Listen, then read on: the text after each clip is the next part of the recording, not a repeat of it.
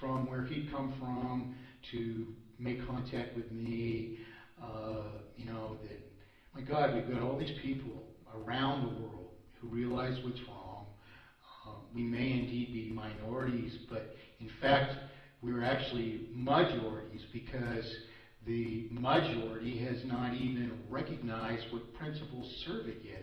We've been after these things, and we're trying to enlighten those around us so that we can achieve things which are absolutely indispensable. I mean, after all, faced with the brink of, you know, worldwide monetary failure, what are we to do? Never wake up? You know, what a shame, what a disgrace to humanity that is. But in any case, it wasn't long.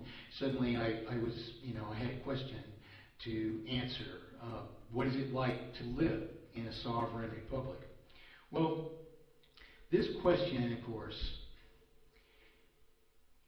people might say, well, you can't answer that question because we don't know, because we've been deprived of what Vincent had described was a sovereign republic. Well, in truth, indeed, we have, but in the case of models that exist, if the consequence of the model is a given thing, as a consequence of a cause in the model, if you remove the cause, then the model, you know, inverts in certain understandable ways. So in fact, the model is likewise a testament to the consequences of the truth. Nonetheless, I'm not about to defend that to the end of the earth.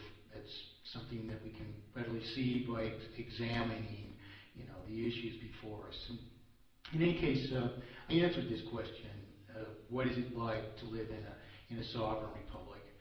Several months ago, and I ended up, you know, sending Vincent my answer, and he read it in a mass commemoration of the Irish Revolution at 12 noon, September 5th, 2010, at Arbor Hill Prison, at the graves of executed Irish revolutionaries who gave their lives to preserve the original sovereign republic of Ireland.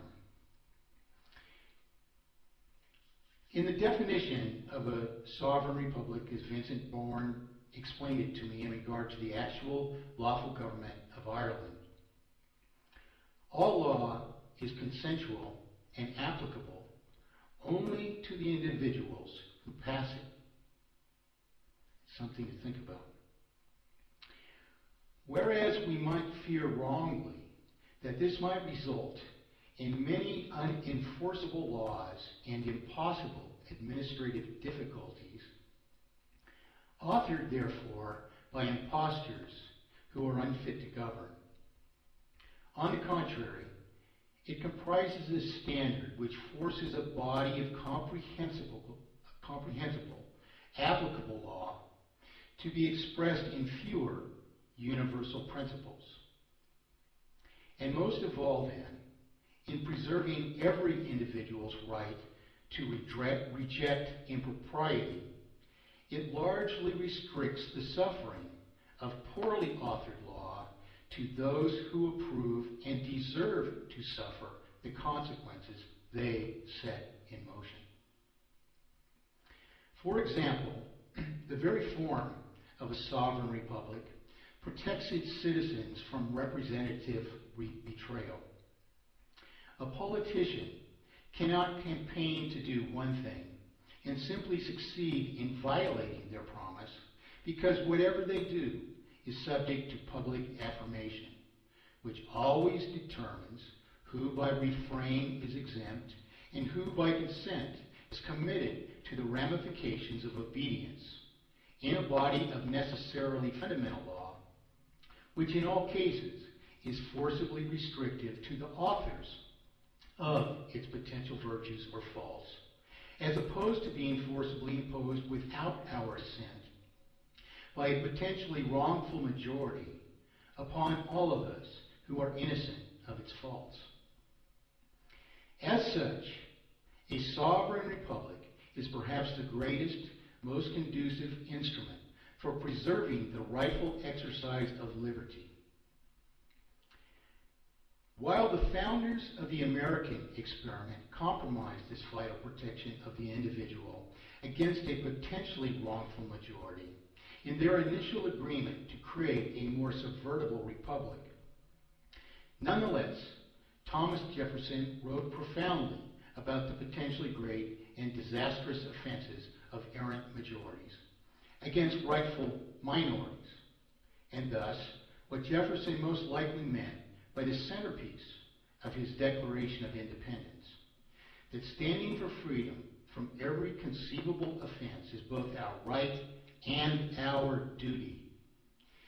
Therefore, this equates to the most fundamental object and accomplishment of the design of a sovereign republic, in which just individuals ultimately decide on common principles of representation, either by enlightened design or by the inevitable experience of treading into folly at no more than their own consequence, until at least they no more than rectify their subscription to faulty government. End of quote. So, what are we to do? Are we to allow not even a wrongful actual majority, but in fact divided factions who are but a few who actually believe they are somehow served by voting for what is against all of us? Are we to allow them to prevail in our destruction and in the destruction of our very republic, when they know not even what they do? When they are not even a majority at all, but a majority sum of a mere few who wrongfully retain any confidence at all that an usurped government serves us? Is this to dictate the fate of all humanity? Or should the consequences of what they do rightly be restricted to those who do so? Shall, for instance, our eldest generation be allowed to pretend prosperity far beyond its fiscal responsibilities? If the system they support is just and right, why have they not paid the debt their generation has accumulated, which is far more than the most recent generations? Have they even done the math? But why, regardless, should we tolerate their passing criminal, terminal debt upon their own progeny, when in fact, on the contrary, a transition to mathematically perfected economy would have saved them as well? Here's what Jefferson evidently thought of this question. The word usufruct comes from Roman law. It means the right to enjoy others' property short of the destruction or waste of its substance. It comes from the combination of usus, or use, plus fructus, or fruit. This is an old paper from my quotes pages. I first quote David McCullough. David McCullough distinguishes a Jeffersonian principle in John Adams, page 450. Once briefly, a difference in philosophy was touched upon when Jefferson observed that the paper transactions of one generation should scarcely be considered by succeeding generations. A principle he had earlier stated to Madison as self-evident, that, quote, the earth belongs in usufruct to the living, unquote. That the dead have neither power nor rights over it, unquote again. Adams, however, refused to accept the idea that each new generation could simply put aside the past, sweep clean the slate to suit its own desires, as Adams put it. Life was not like that, and if Jefferson thought so, it represented a fundamental difference in outlook. Well, in response to David McCullough's observations here, I respond, I, on the other hand, cannot compromise with Mr. Adams, for not a single justifiable reason exists in his defense. None were given. He asserts that, you just to suit your own desires can't be done, but why? Here each opposing idea is cited in mere obtuse terms, utterly without qualification. Not a single sustainable argument is given in support of mere assertions to the contrary, And so we must at least unravel every aspect of the nature of the obtuse reference to paper transactions if we are to determine the rectitude of whether we are uniformly to observe the commitments of preceding generations. What then is the inherent nature of the, quote, paper transactions, unquote, to which Jefferson referred? Owing to the obfuscation of the currency and Hamilton's prevailing in the establishment of a retentive banking system, artificial obligations to falsified creditors inherently multiply entirely for naught, and to the inevitable destruction of the subject, unwitting people. For merely to maintain a vital circulation sufficient only at first to service the artificial debts, they must perpetually replenish the circulation of principal and interest paid out of the circulation by perpetually reborrowing this as further sums of artificial debt, perpetually increased by so much as periodic interest on an ever greater sum of artificial debt, until they succumb to a terminal sum of artificial debt.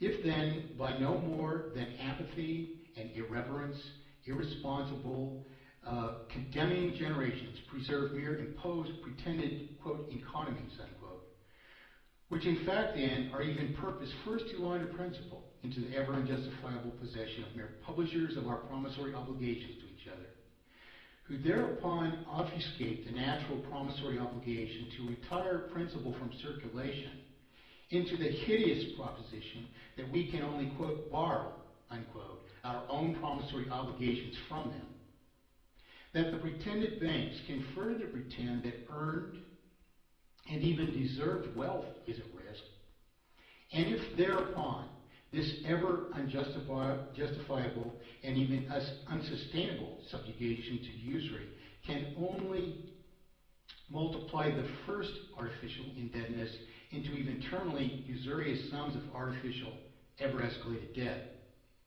If such a generation therefore denies even the very potential for prosperity to their own progeny, are their progeny simply to attempt, futilely and self-destructively, to pay these terminal, ever unjustified, and utterly artificial debts to utterly falsified creditors? In the body of the pretended banks, from which they receive no actual benefit whatever, and for which further stupidity they will convict themselves to artificial monetary death? Or are they to rightly assert instead that each generation, as each person, is itself obligated to pay the costs which their own actions have incurred, however irresponsibly they themselves have indeed accumulated such potentially unjustifiable and even potentially terminal obligations? After all, it will only be the dupes, shills, and aspiring cohorts of the pretended banks which will insist this, not only at no benefit at all, but even at inevitably terminal consequences to the subject, unascending, unapprehending society, while all these such destructive adversaries of prosperity can only do so in the interest of furthering a terminal crime. The purported banks, therefore, are mere knowing perpetrators of the crime, and we know this from their perpetual evasion of a fact of one solution, from a perpetually evaded fact of one actual economy, which necessarily eliminates the very criminals from the equation. Are the first unwitting generation's own children then to avoid a wholly unjust fate by asserting their very right to prosper responsibly according to the facts, the very like right to which they can never enjoy otherwise? Absolutely.